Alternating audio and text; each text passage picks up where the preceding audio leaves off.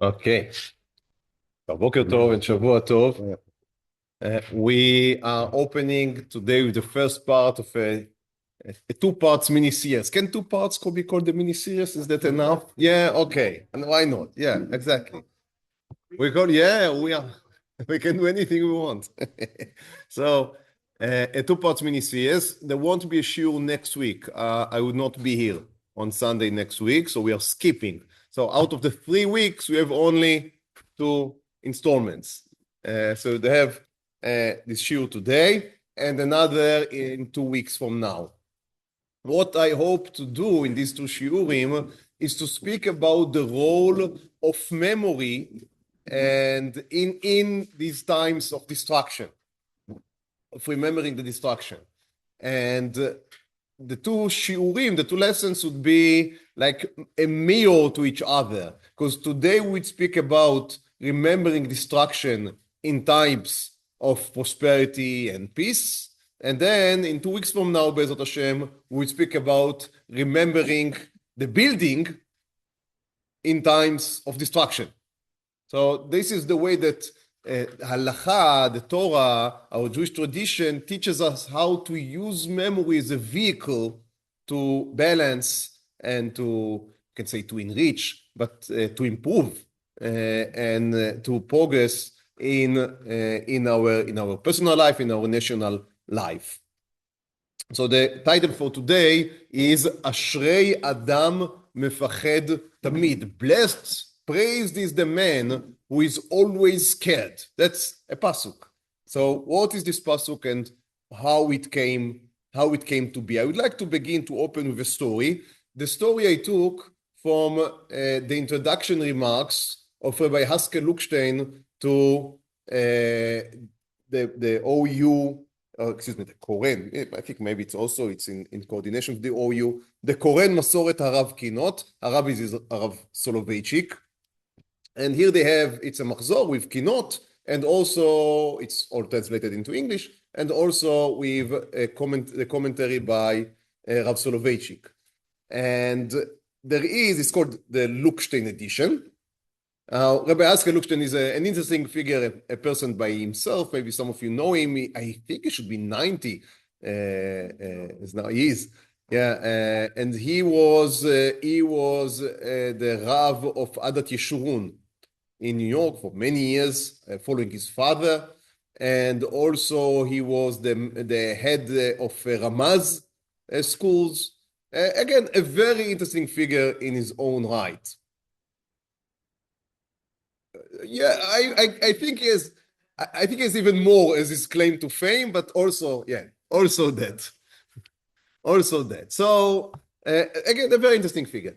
And he has an introduction to this machzor, and in it he tells the following story. I'm now going to give you the source sheets. Now the source sheets are way too over the head for a 45-minute shiur. So I immediately announced that you won't be able to read every single source on this sheet. You can keep it if you want. You find the shiur interesting and you want to go deeper at home in your own pace, then you can use it. We just read some of the sources and also them only partially.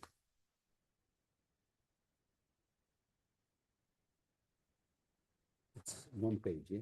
It should be both sides. It's 1 page, both sides, yes. Yes.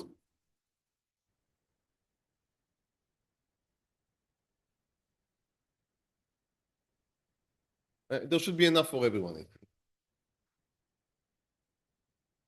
So I begin with a story, a beautiful story. We arrived in Tel Aviv, tells Rav Lookstein, on Erev Tisha B'Av, 14th of August, 1967.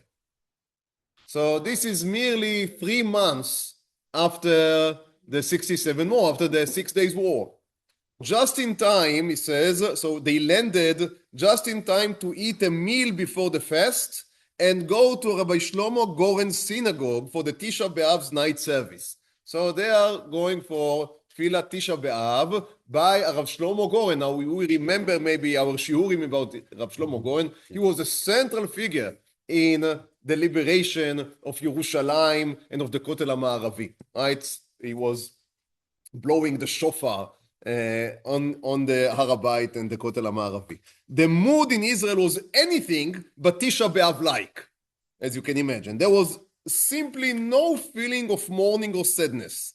On the contrary, there was a feeling of exhilaration, confidence, excitement, and redemption. It was clear that Israelis were in no mood to observe or even to feel the sadness and mourning of Tisha B'Av. The service proceeded rather routinely. Rabbi Goren read Eikha, and then the congregation began the first of the Lamentations. They got through about half of the stanzas, and then they stopped, and everyone proceeded to leave shul. So they couldn't even finish the keynote. The mood of the country was one of liberation and redemption, with people feeling that they had been saved from, God forbid, a second Holocaust, and with the sensation that not only were we saved, but the state of Israel has expanded its territory perhaps threefold, and its holiest sites were back in our hands. All of this because of the hatred and mistakes of intractable foes. How could one feel depressed and mournful on that Tisha B'Av? That is the feeling that he describes. And as you can imagine, many people were asking themselves, should they even observe the fast of Tisha B'Av, let alone saying Lamentations, saying keynote, sitting on the ground, crying? For what? Baruch Hashem, we were liberated. We are, if not redeemed, halfway. And that's the question with which he begins his, as I said, introductory remarks.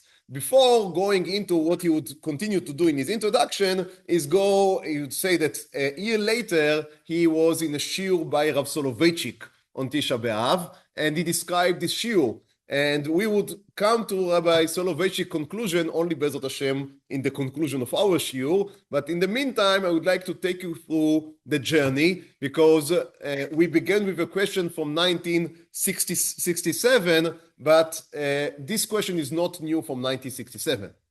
This is a question that now we would read already 2,000 years earlier, in the time of the rebuilding of the second Beit HaMikdash. So the Mishnah on Rosh Hashanah, Perek Aleph Mishnah Gimel, describes the following: Al shisha chodashim hashluchim yotzim. So when we sanctify the new moon, so we need to announce that the moon has been changed, right? That we have a new month. Now nowadays we have a calendar, we have a fixed calendar. So everyone knows what is going to happen and what day the month would change. However, back then, they would change the months according to the testimony about the birth of the moon. So the Rosh Chodesh could be on Sunday or on Monday or Wednesday or Thursday.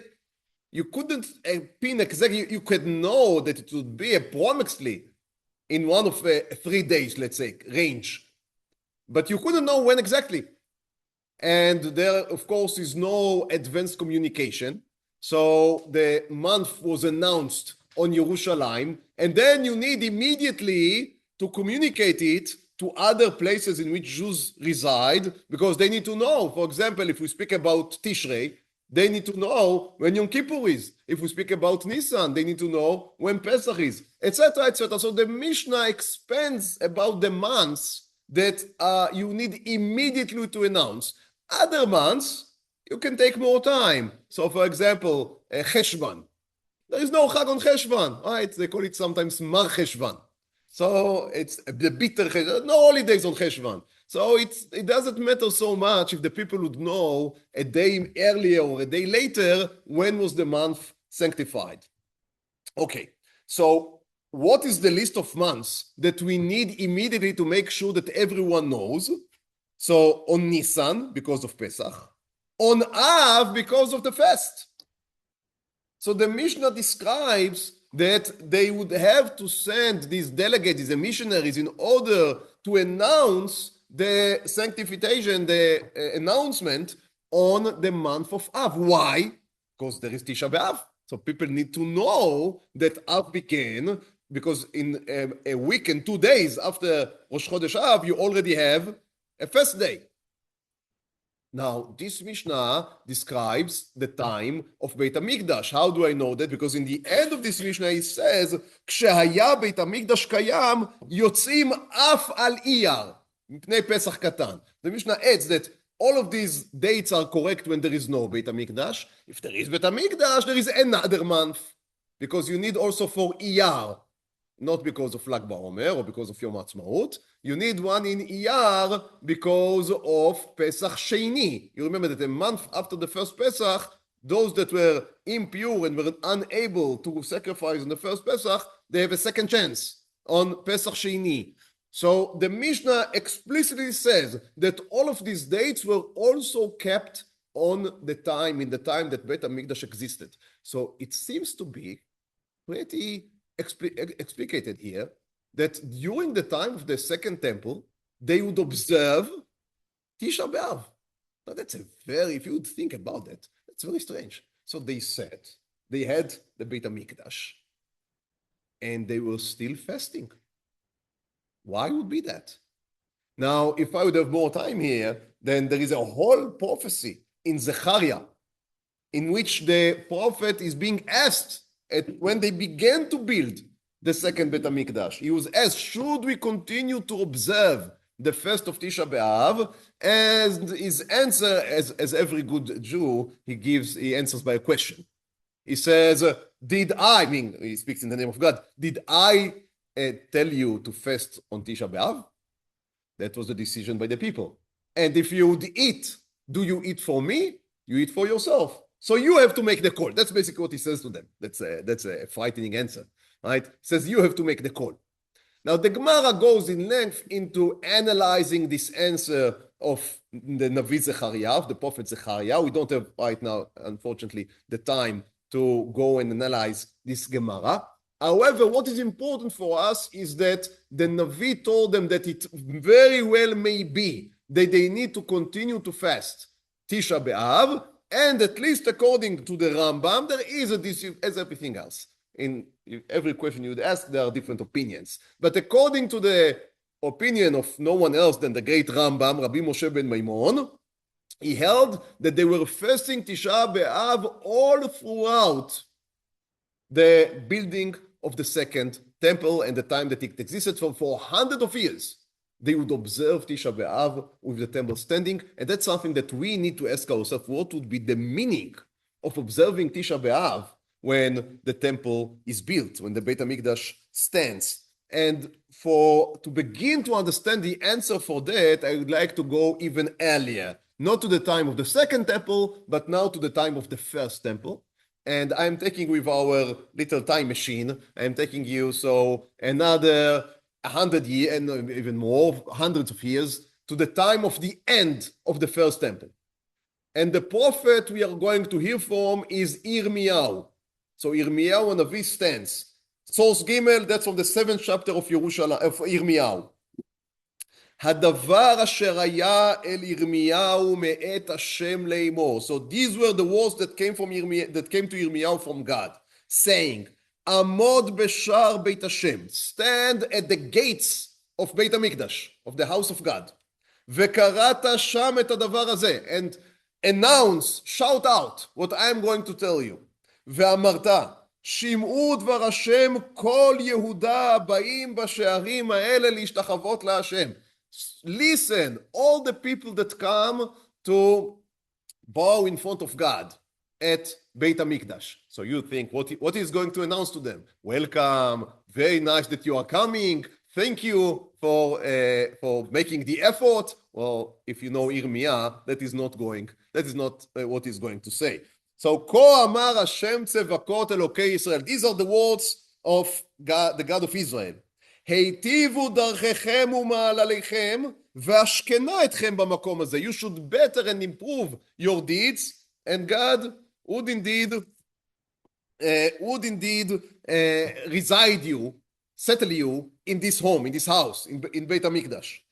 אל תבטחו לכם אל דברי השקר לאמור, היכל השם, היכל השם. However, do not trust the false words of those who tell you that The temple of God, the temple of God, the temple of God. Now, what does Yirmiyahu mean? What are these false words? There were Nevi'im, prophets, false prophets, that were transmitting this message, that this is the house of God. And if this is the house of God, it is too big to fail. It is indestructible. It cannot, how can it be that the house of the divine would be destroyed? It is impossible. So these prophets were assuring the people that nothing bad can happen to Yerushalayim and to the Beit HaMikdash. And that's a very firm message. It's a very religious message. People of faith, you should have your faith in God. The house of God will not be destroyed. And here stands Yirmiyahu, and he says heresy in the gates of Beit HaMikdash. And he says, do not trust these people who tell you, Eikha Hashem, Eikha Hashem, Eikha Hashem, the house of God, the house of God, the house of God, or the land of God, or the land of God, or the people of God. These are words, but they won't shield you if the disaster would come. If you would improve your deeds, if you do judgment, between a man and his fellow, you would not oppress the widow and the stranger and the orphan, and you would not shed clean blood, and would not go after false gods, then then you can settle down, then you can reside in this place that I gave to your forefathers forever. But you, הנה אתם, בוטחים לכם על דברי השקר, but instead of being reassured by your deeds, you are reassured by objects. You think that by clinging to some sacred object, God will defend you. There is a totem called Beit HaMikdash. Now, this is heresy. Just imagine how people react to such a message. And he says, what do you think?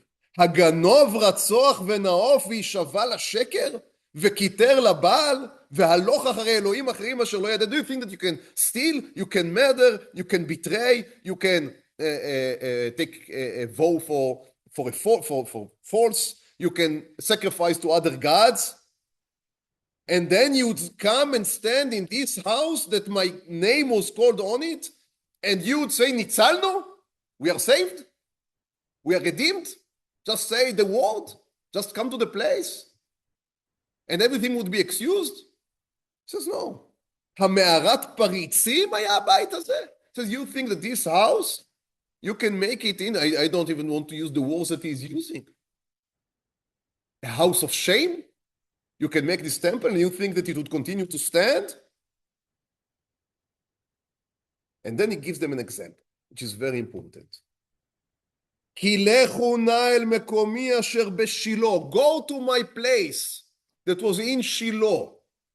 אשר שיכנתי שמי שם בראשונה. That is where the Mishkan, Shiloh was where the Mishkan was standing for more than 300 years after they came to Eretz Israel from the desert. So for 14 years while they were conquering the land and dividing it, the Mishkan stood in the Gilgal. And then after 14 years, they basically they stationed it in a place called Shiloh, north of Yerushalayim.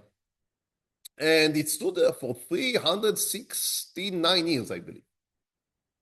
That's a long period. But ראו אשר עשיתי לו מפני רעת עמי ישראל. You should see, you should observe, because Shiloh was destroyed by the Plishtim. When Eliah Cohen was the Cohen, and he was, his children were not going in his ways, and HaKadosh Baruch Hu decided that he would destroy Shiloh, and the Shiloh was destroyed, many people were killed. And HaKadosh Baruch Hu wants to give Shiloh as an example. Do not trust walls, stones, objects. The only thing that would save a person is his actions, is his deeds.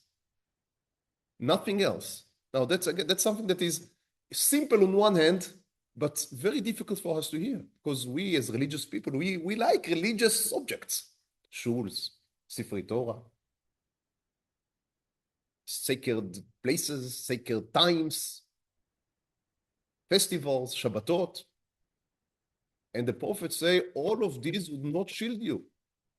All of these can only stand if you observe what I commanded. But if you do not observe that, or even you observe the Shabbat, but you oppress human beings, then for me that is, if you come to sacrifice at my temple from what you stole from the poor and the orphan and the stranger, then I prefer the house to be destroyed. And we can all remember Moshe Rabbeinu coming down from Har Sinai with the most sacred object ever to exist. Aseret Adibot, right? The Haluchot. Maaseh Yedei Eloki, it says in the Torah. They were written, I don't know what it means even, that they were written by God. But they were written by God. And Moshe Rabbeinu nothing less than broke them. What would you do today to someone who took an object, a sacred object, and broke it? I'm not speaking about something that was by God. No, just, something in the shul. We would be terrified. And Chas v'chaila, Sefer Torah, we cannot imagine that. Taking the luchot and breaking them. But Moshe Rabbeinu wanted to deliver a message. Object would not save you. Only deeds. God is not interested in objects. He is interested in the heart, in the actions in which a man implements what there is in his heart. And so what Yirmiyahu tells them by telling them, go look at Shiloh. He is trying to instill in them the fear, the awareness that destruction can happen because we as human beings do not want to think about the possibility of destruction. Now that's maybe a healthy mechanism, because someone that is always under the pressure of imminent destruction won't be able to function. But sometimes if you push it too much out of your conscience,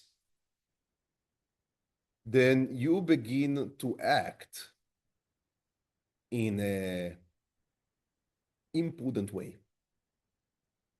So you would not think, you would not be careful enough with what you do, because you would just rely on the fact that nothing bad can happen to me.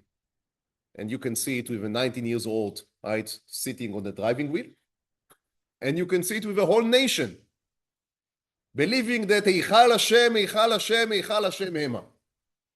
And Yirmiyahu says, go to Shiloh and see what happened there. It won't shield you. Now, he paid heavily, Yirmiyahu, for standing there, because as you can imagine, the Kohanim didn't like this message. They liked the message that come to Beit HaMikdash, donate money to Beit HaMikdash, that would save you, that would redeem you. So if someone stands there and say, no, don't donate money to Beit HaMikdash, donate money to your fellow Jew, that is not the message that was favored by the elites of the time. So you were thrown to jail for saying that. And also, that's a heresy. Saying that the palace of God can be destroyed? Isn't that epikorsut? Now, we know the end. The end, of course, was that Yirmiyahu was right, and the false prophets were false prophets. And the temple was indeed destroyed. Now, you would imagine that at the time of the second temple, that is exactly would be the reason why they would keep the Tisha B'Av, right? To remember what can happen, because as Yirmiyahu told the people of the second temple, they need to go to Shiloh, the people of the second temple can go, in their mind at least, to the first temple and remember what may happen. So you would think they would be more prudent, more careful, more aware of the possibility of destruction. However, the Gemara in Gittin, source Dalet, the Gemara in Gittin has the long description of the stories of the destruction of Yerushalayim and the Second Temple. Now, it is interesting that Chazal chose the tractate of Gittin to deliver these stories, right? The tractate that speaks about divorce, because that is HaKadosh Baruch Hu Chas v'Chalila sending Am Yisrael away. And so, Amar Rabbi Yochanan. So that's how the stories begin. There is a title. What is the title? Amar Rabbi Yochanan. Mai dechtiv ashrei adam mefached tamid umakshe libo ipol bara. What is that? The pasuk in Mishlei that states, praised is the man who is always scared, who is always afraid. Umakshe libo, and him that strengthened his heart, ipol bara, he would fall into the bed, into the pit. So when did we see this pasuk being realized? Akamtza vebar kamtza charuv Yerushalayim. Because we saw this pasuk come into being when we saw the story of Kamtza and Bar Kamtza that concluded in the destruction of Yerushalayim. Now again, in a lengthier shiur, we should have now read the whole story. It's a page long in the Gemara of Kamtza and Bar Kamtza and analyze it. I do it usually on Erev Tisha B'Av. After the tefillah on Erev Tisha B'Av, we go down here, we sit on the floor, and we speak about the story. We describe the story of Kamtza and Bar Kamtza. So I won't do it right now. I hope that the story is more or less familiar, and I would just point out two scenes that I think in them, in these scenes, this makshe libo, this strengthening of the heart, this faith that nothing too bad may happen, exists strongly. One scene is when Bar Kamtza is being thrown out of the mill. So the owner of the house is angry, why did Kamtza came, and he throw him out of the mill. And the Gemara says that all the sages of Yerushalayim were there, and no one protested. No one took it to his heart. What is going to be the end with the strife, with the rift between the chasm that is being opened between the brothers in Yerushalayim? They just made their own small calculations of let's not get someone angry. And you remember that if we had a meal in which all of the Rabbanim and the rich people of Yerushalayim were invited, so I guess that the owner of the meal was someone important with means, not someone that you want to begin to protest against. So again, now that's a calculation, not necessarily a stupid calculation. But do you ask yourself, where are things heading? And then you have Bar Kamtza himself. And Bar Kamtza himself, what is his reaction? So he's angry, he was thrown from the meal. So what does he do? He goes to the emperor, the Roman emperor, at least his delegate here in Eretz Israel, and he tells him that the Jews rebel against the Romans. Now, I don't think that Bar Kamtza wanted Yerushalayim to be destroyed and the temple to be in flames, to be burned down. I am sure he also had relatives in Yerushalayim. He thought that he would be able to bring the Romans only against his own enemies. But he did one of the most, you could say stupid, but just unthoughtful. Because when you open the door for the lion, you cannot stop anymore what he would eat and what not. You do not have control over it. So in your rush to take revenge against those that humiliated you, the owner of the meal, the sages of Yerushalayim, you have brought destruction. And you didn't look one step ahead. Now, no one of us know what did happen to Bar Kamtza at the end of the story. The Gemara doesn't tell. Maybe he was one of those that were killed in the siege or later. But he was not afraid of what can be the outcomes of his deeds. He just thought about how can I take my revenge? How can I win another point in the internal struggle between brothers? So why won't I call someone from the outside?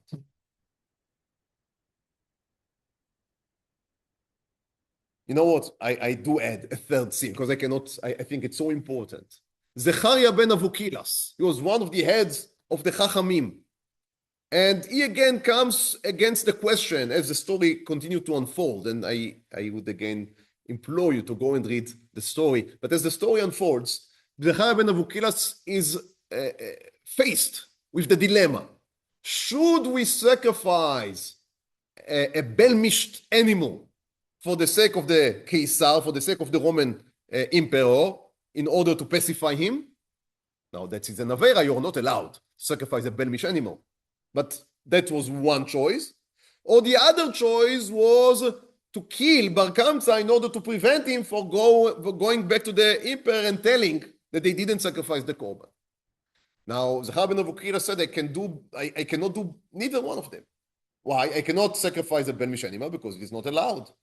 And I cannot kill Bar Kamsa because he did nothing that allow me to kill him. There is no formal sin, no formal crime that he had committed. So I cannot do that, and I cannot do this. So what should I do? What did he do? Nothing. And again, you can argue with him about the small calculations. Can you do this or can you do that? But one thing was completely absent from his calculations. What is going to happen? What do you think would happen when you do not sacrifice the korban of the Caesar, of the Roman emperor? What do you think would happen? What do you trust? Now, maybe the answer is, Eikha Hashem, Eikha Hashem, Eikha. I trust that, we are here, so. Akol beseder. It would be fine. Have faith. No? One should have faith. God would only bring good. And Rabbi Yochanan says about all of this, Ashrei Adam mefached tamid. Now I would say something sharp. Don't have faith. Have fear. Because faith does not mean that you can be careless.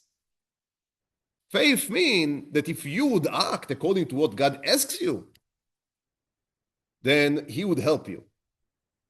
But if you do what you want and just let Him clean after you, then God will choose if He wants to clean after you or not. And apparently, maybe more times than not, He would choose not to clean after you. And you'd be left with a mess.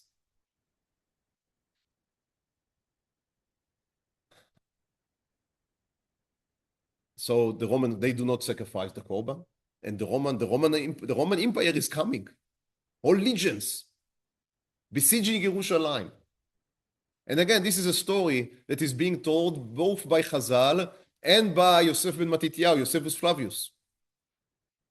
And even after you read in both of these sources, it's almost unbelievable.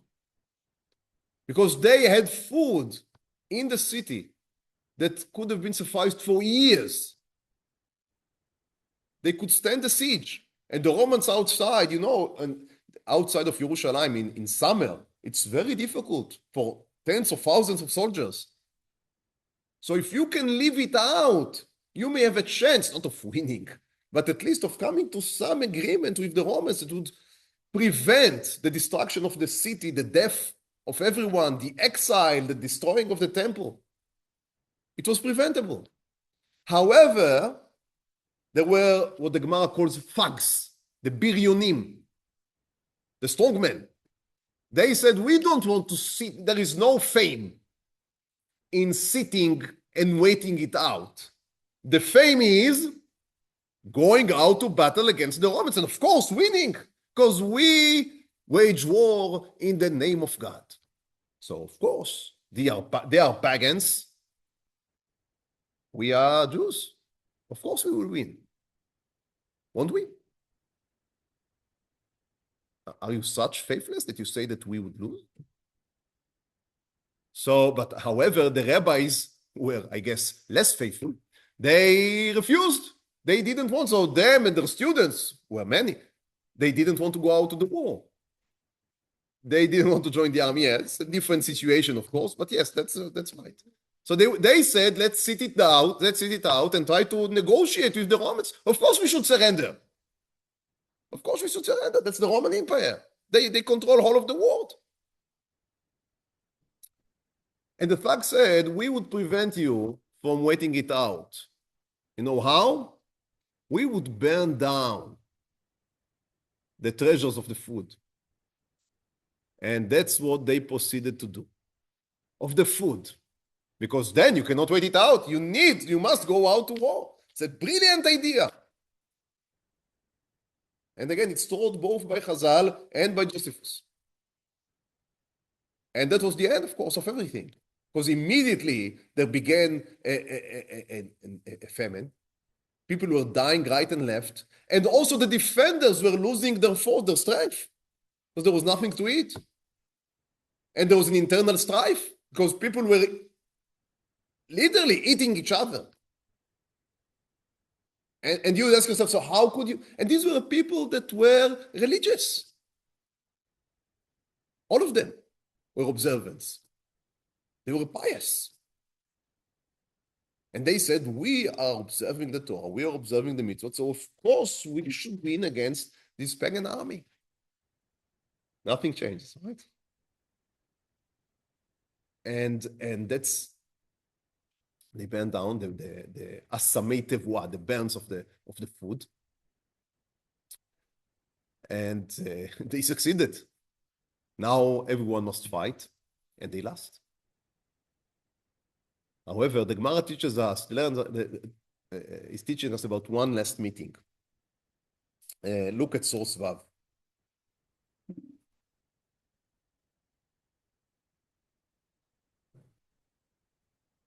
So the Gemara, the first half of the source is about the burning of the treasures of food, the storage.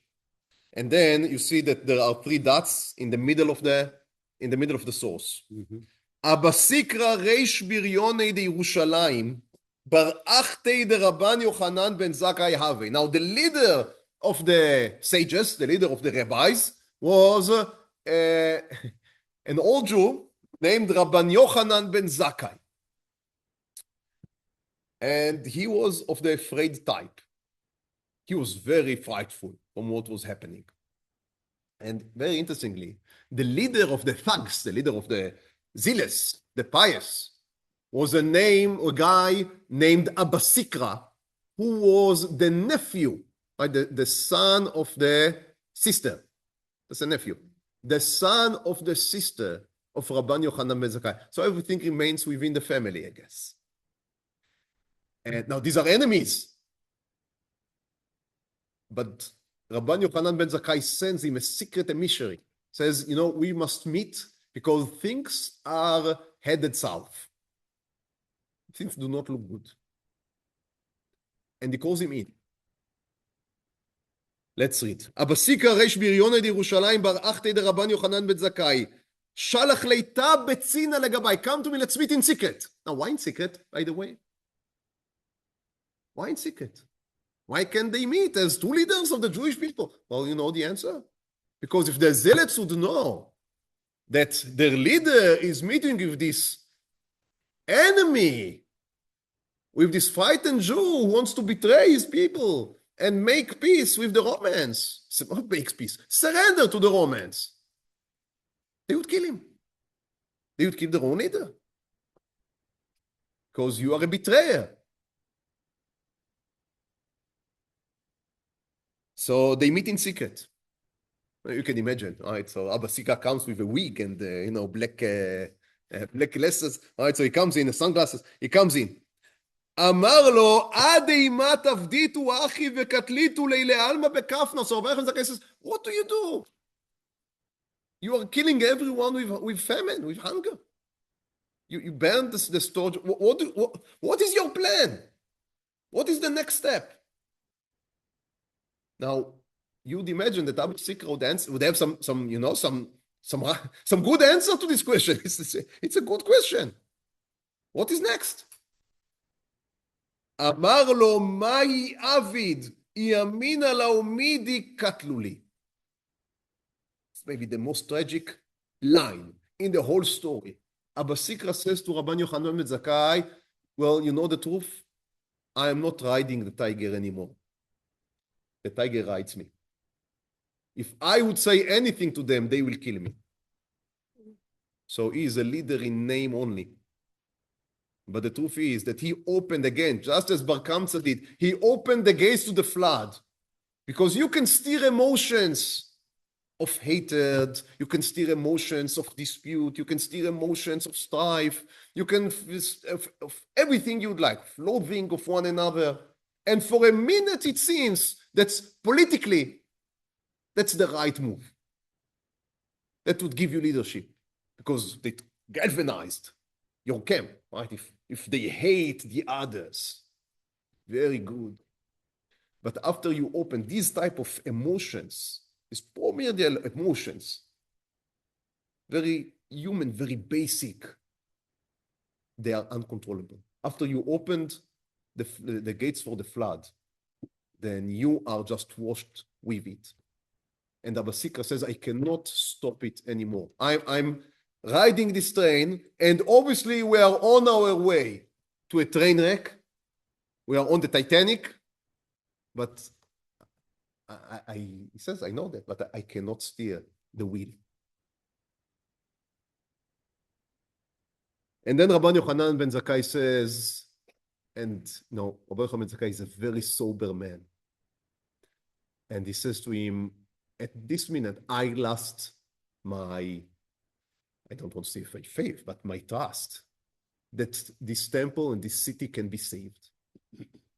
That's something very big to say. He says, from now on, I am going to plan B. And plan B is that I am not going to try to save you. If you want to continue and fight, or you have to continue to fight and bring destruction upon the Jewish people and the people that follow you, who are the majority, it seems, I cannot stop you. But I am going to secretly get myself out of the city. And again, it's a beautiful story how he got himself out of the city, which we cannot right now tell. And I would meet with Vespasianus, who was the Roman general at the time, became the Caesar, the Caesar later. So I am going to meet with Vespasianus, and I am going not to ask for Yerushalayim. I would surrender, but when I would ask what I can get, I am not going to ask for Yerushalayim. And as you may know, he had 3 requests, like the goldfish, right? So he had 3 requests.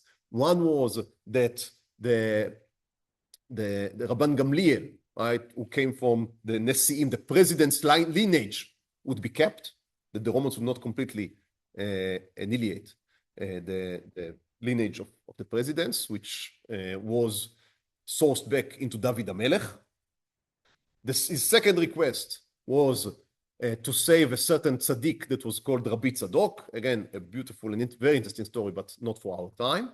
And the third request, and most important for our shiur now, he asked that Yavne should be saved, and the sages would be allowed free passage to Yavne.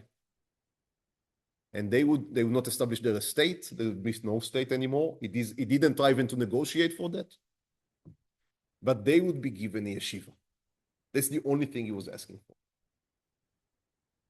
And now tell me, how do you call that? Isn't that a betrayal in the Jewish people? They are now fighting for their life, and you are signing a surrender treaty with the enemy in order to be granted free passage to a place called Yavne, where you do not participate in the war and just sit and learn Torah. What is it?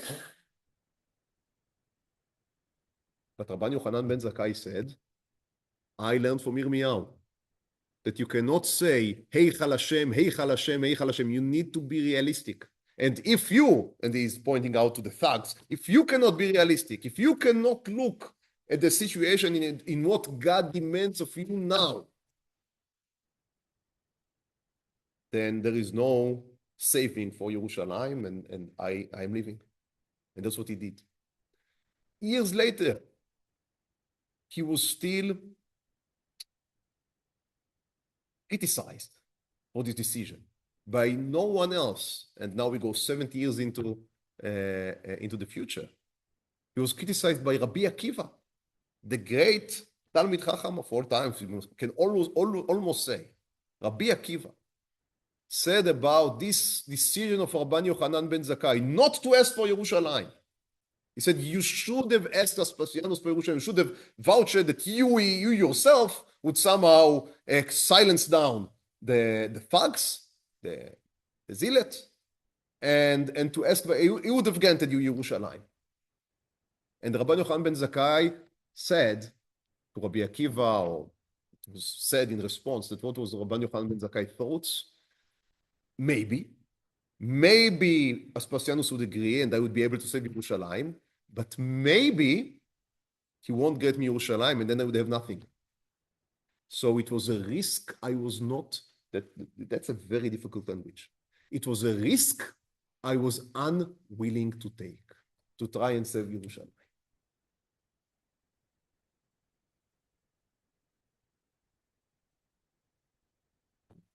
And the Gemara concludes, let's see in source Chet. כשחלה Rabbi Yochanan ben Zakkai, when Rabbi Yochanan ben Zakkai was old, after many years later, right, he went to Yavne, they established the academy, the yeshiva in Yavne, and they tried to revive whatever was possible to keep and to revive. And when he became sick, he was old, and he was on his deathbed. נכנסו תלמידיו לבקרו. His students came to visit him. כיוון שראה אותם, התחיל לבכות, when he saw them, he began to cry, to weep.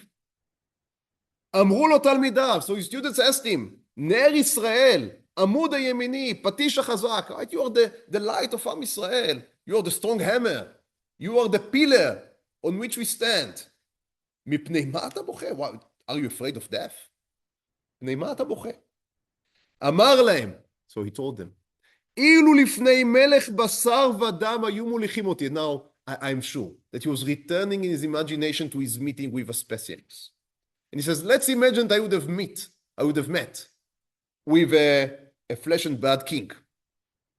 Now, and he is the one, right, he's flesh and blood. He's a human. You can try to bribe him. You can try to pacify him. You can try to speak softly to him, to speak him out.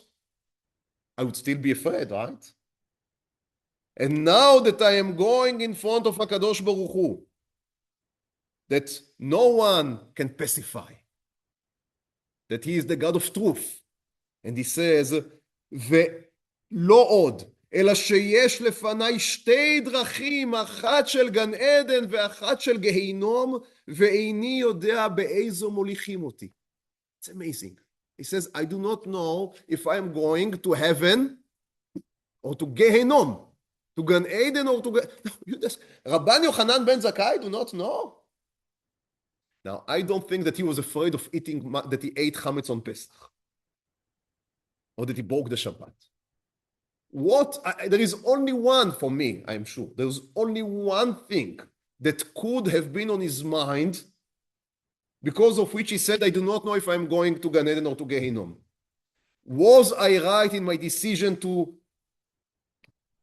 let go of Yerushalayim and ask for Yahweh? Because as he said, I did. It's not that he knew. He did. How can you know? You do not know. There is no prophecy. But he was not willing to take the risk. Rabbi Akiva, as I said, was willing. That concluded the Mered of Bar Kokhba. Destruction of all of Judea. Death of more than 1 million people. That's according to Chazal and according to contemporary historians. I not blame Rabbi Akiva for he did his best, as everyone does his best. But what risk are you willing to take? Believing that Eikha Hashem, Eikha Hashem, Eikha Hashem. So why do you have to remember Tisha B'Av when Beit HaMikdash is still built? So, for sure, why? Because you need to remember that we do not know. We do not know. We cannot pretend to know the ways that God runs history. We can only know what God demands from us and try to do our best. But thinking that we control the course of history and that if, I don't know, if we have Beit HaMikdash, then it cannot be destroyed. It's just not true. It happened again and again and again in Shiloh, in the first Beit HaMikdash and in the second Beit HaMikdash. Objects, being a Jew, having a temple, having a sefer, all of these are not shields. The only thing that is a shield, that's what Yirmiyahu taught us, is judge rightly. Love each other.